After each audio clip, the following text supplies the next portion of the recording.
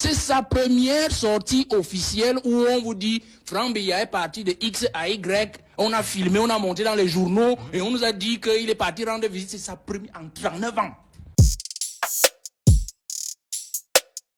Franck Biya, le fils du président Paul Biya, peut-il être le prochain président du Cameroun? Elimi vous a répondu. Non, moi je veux votre réponse. D'accord. Et juste pour la répondre, Elimi, ça manque d'élégance politique. Ça manque de cohérence politique. Même si c'est possible. D'accord? Même si c'était possible. Tu veux faire comme Bongo. Mais on a vu Bongo se former et venir, non? Et puis le bilan du Gabon au moment où Bongo meurt, est-ce qu'il y a la guerre? Est-ce qu'il y a la base qui dérange? Regarde le nombre de problèmes qu'il y a dans ce pays. Pour lui-même, pourquoi tu veux une succession comme ça? Que ton père ne t'a pas proposé. Parce que son père a clarifié. Il a dit que s'il n'est pas là, il y a 4 mois, et celui qui parle les 4 mois, c'est le président du Sénat, ainsi de suite. Il a clarifié. Pourquoi tu acceptes ce que les traîtres du pays te proposent pour leur problème? Parce que c'est ça le montage.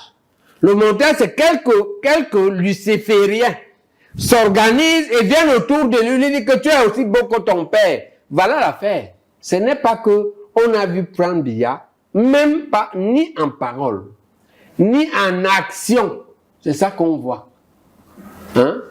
Ni en parole, ni en action. On a vu Franck Biya dire que lui veut se suicider à son père.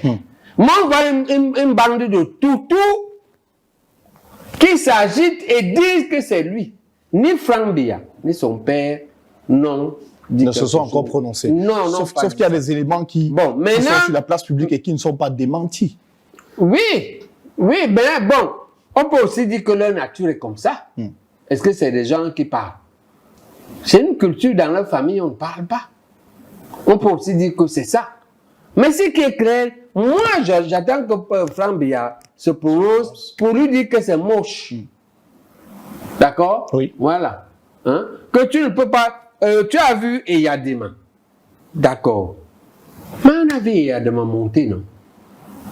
Tu as vu Déby, d'accord. Mais on a tué le père de Déby. On a tué ton père. On a tiré sur le dos. Son entourage tire sur le dos de ton père. Tu vas dans la même chose, ça c'est pour toi. Quelque chose tue ton père froidement, sauvagement. Tu prends ça. Ça, c'est la sagesse personnelle. Et si Franck Biya décide aujourd'hui de dire qu'il est effectivement... Non, je pense que d'un autre côté, je suis dans la même logique. On ne va pas mettre le pays à feu et à sang pour ça. D'accord. D'accord. À ce moment, l'opposition devrait s'organiser pour dire que c'est moche. D'accord. D'accord. Que si tu veux vraiment... Parce qu'il y a un risque de mélange. Oui. Je disais aux étudiants en médecine... Et c'est par là qu'on va terminer. Oui. Il y a un risque de mélange. Mes enfants ont le droit de dire qu'ils veulent devenir médecin. Mes enfants ont le droit de dire qu'ils veulent devenir chirurgien. Mes enfants ont le droit de dire qu'ils veulent devenir chirurgien orthopédiste. Mes enfants ont le droit qu'ils veulent devenir professeur de médecine. Oui. Ce n'est pas ça le problème. Le problème, c'est qu'il y a un parcours. Tout à fait. Et c'est ce parcours... Il y a les conditions. Oui. Ok? D'accord. Et j'étais très content que, une fois un jour, quand ma fille se tenait dans un pays, les informations qui m'ont revenu, c'est que, oh, on croyait que tu es fort, ma papa. Mais ce que ta fille a fait, d'accord? Quand son petit frère se tenait ici à Douala, et il y a quelques temps, c'était la même réaction. Tu comprends? Oui. Et moi, ma réaction, c'est que, bon, mais c'est ça le développement. Les plus jeunes doivent plus faire que les anciens. Non? Tout à fait, tout à fait. D'accord? Oui. Sinon, tout ce que j'ai fait là sert à quoi? Donc, on dit, je peux dire à Franck Biya que moi, personnellement, je ne suis pas contre le principe de ta candidature à quelque chose. Oui. Mon problème, c'est que faire le parcours.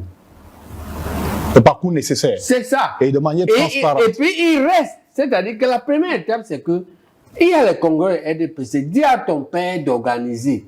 Va te faire élire candidat naturel. Le vieux se retire. Tu verras que Rien que pour résoudre ça entre ton partenaire et toi, je ne suis pas sûr que ça va être facile. Une fois que tu as fini, tu dois finir avec lui, tu dois finir avec ses amis. Avec les classiques du parti. Et tu as déjà dit qu'ils ne sont pas tes amis.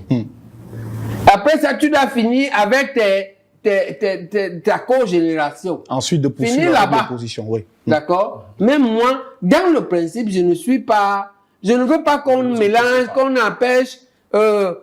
C'est comme les gens de l'ENAM ou de l'armée. Le problème n'est pas que le fils d'un général veut devenir ce que passe le concours de l'EMIA.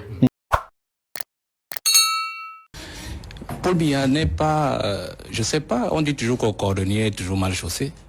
Je ne crois pas que Paul Biya va être le président de la République qui ne fera pas comme les autres. Il faut faire attention. S'il sent qu'en fait, dans sa lignée, il a une capacité, il a un fils qui peut assurer la durabilité de son pouvoir ou alors tout simplement pérenniser son nom après lui. Franck Biya, c'est le fils du président. Et professeur Baebek l'a dit, il est dans son droit, c'est un citoyen, comme tous les autres. Ce n'est pas parce qui a dit que le fils du président, lui, sur lui, on a jeté l'anathème. Que quand votre père a été président, vous ne pouvez plus jamais être président. On ne peut plus avoir un président dans votre famille. Non, donc c'est légitime. Que lui-même aussi, il se prépare à cette affaire-là, qu'il s'échauffe. Et même s'il fallait même le comparer, je ne suis pas sûr qu'en le comparant même à certains autres là, il vaudrait moins. Hein. Je ne suis pas certain. Je ne suis pas certain. Ce qui nous échappe peut-être sur Franck Biya, c'est qu'il n'a jamais rien géré du Cameroun. Donc on ne sait pas exactement s'il est capable de faire ceci ou cela. Mais sur le plan de la vue de l'homme, des attitudes, on peut déjà penser qu'il est certainement mieux que d'autres qu'on peut préférer. Parce que vous savez, il n'est pas difficile de connaître qui peut être un bon dirigeant ou un mauvais dirigeant. Regardez simplement les attitudes de quelqu'un. Vous pouvez déjà savoir que celui-ci peut tenir les hommes, celui-ci ne peut pas le tenir. Bon, j'efface cela. Ce que je voulais dire tout simplement, c'est que Paul Biya est sur la ligne. Et je pense que c'est un signe. En communication, on appelle le teasing politique. Je parle pas de la communication pure, mais ça c'est un teasing politique. C'est-à-dire que on a commencé d'abord à vous vendre un mouvement, une association qu'on appelait le mouvement des franquistes. On a vu comment les Camerounais ont réagi. Il y en a qui sont contre, il y en a qui sont pour, on voit qui, ainsi de suite. Alors, on a vu aussi, depuis 2 semaines, il y a un nettoyage dans ce mouvement franquiste-là. C'est-à-dire que peut-être le mauvais grain, je ne sais pas si c'est lui qu'on enlève, le livret, et c'est le bon qu'on est en train de maintenir. On a aussi vu le créateur de ce mouvement-là qui est venu de l'extérieur. Il a été accueilli à grande pompe cette semaine, je parle sous votre contrôle. Et le 6 novembre, le fils aîné du président s'en va rendre visite à Sa Majesté le roi des Bamous. À la Majesté le roi des Bamous. Et le professeur vous dit, c'est pas le 5, c'est pas le 7, c'est le 6. Le 6 représente quoi dans ce pays? Le 6 représente justement l'avènement de son père au pouvoir. Et quand vous êtes en politique, vous devez comprendre qu'en fait, s'il a choisi cette journée-là, c'est intentionnel. Il y a une intention. Mais l'intention, ce n'est pas pour le peuple Bamoun, c'est pour le peuple camerounais. C'est-à-dire pour vous dire qu'en fait, que le 6 novembre, le fils du chef est sorti pour aller rendre visite à l'une des majestés les plus influentes de ce pays. Il faut faire très attention. Je n'ai pas besoin de vous le rappeler, M. Bruno Bidjan. Les vieux, je sais que le grand frère Baebek le sait, le professeur aussi en a certainement entendu parler. Le Cameroun sied sur le plan traditionnel et culturel sur 9 grandes chefferies. On les appelle les 9 du pouvoir au Cameroun. Parmi lesquelles il y a la chefferie Bamoun, dont le roi Bamoun. Il y a le sultan, le Lamido de Rebouba. Il y a le sultan du Margui Wandala. J'ai cité 3, je vous laisse deviner les 6 autres. C'est-à-dire que pour prendre le pouvoir dans ce pays, il faut d'abord avoir les 9 là, dans votre escarcelle. Laissez-moi vos affaires de constitution là. Laissez ça. Quand Paul Biya a pris le pouvoir dans ce pays, vous avez vu ce qu'il a fait dans tout le tour du Cameroun. Je n'ai pas besoin de vous le rappeler.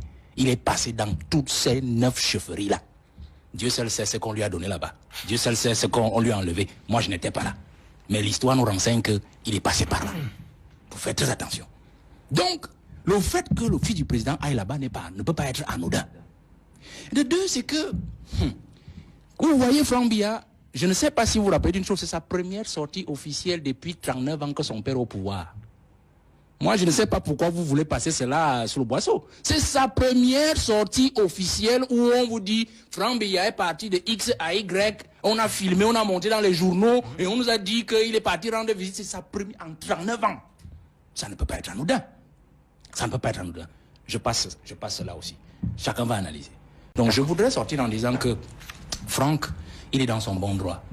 Mais il faudra peut-être organiser mieux l'affaire. Dans notre logique politique, c'est que nous allons soutenir toute initiative jeune, d'où qu'elle vienne. Et nous soutenons les jeunes partout où ils sont. Qu'ils soient dans le parti au pouvoir, qu'ils soient dans l'opposition. Jouvence soutient la jeunesse après Paul Biya. Parce qu'en fait, Paul Biya demande aux jeunes depuis 20 ans d'attendre, de supporter, afin que le fer de lance devienne la main de lance de la nation. Donc pour nous, le moment est venu après lui, qu'il cède, qu'il tienne ses paroles, qu'il tienne ses promesses. Qu'un jeune, effectivement, prenne le pouvoir après lui. Parce qu'après lui, doit prendre le pouvoir quelqu'un qui connaît le prix du pain, quelqu'un qui connaît le prix du carburant à la pompe, quelqu'un qui a vécu en tabac, pour ne pas dire dans un quartier difficile, quelqu'un qui connaît la réalité du Cameroun. C'est ça la logique du parti. Et donc, à partir de ces critères-là, si les jeunes du parti RDPC pensent que, bon, Franck Biya, qui n'a pas connu le prix, qui ne connaît pas le prix du pain, ni le prix du carburant à la pompe, qui n'a pas vécu dans les conditions difficiles, lui qui doit pas pouvoir, c'est votre affaire. Nous autres, nous les jeunes, nous allons nous prononcer le moment venu, lorsque les jeunes pourront prendre des décisions.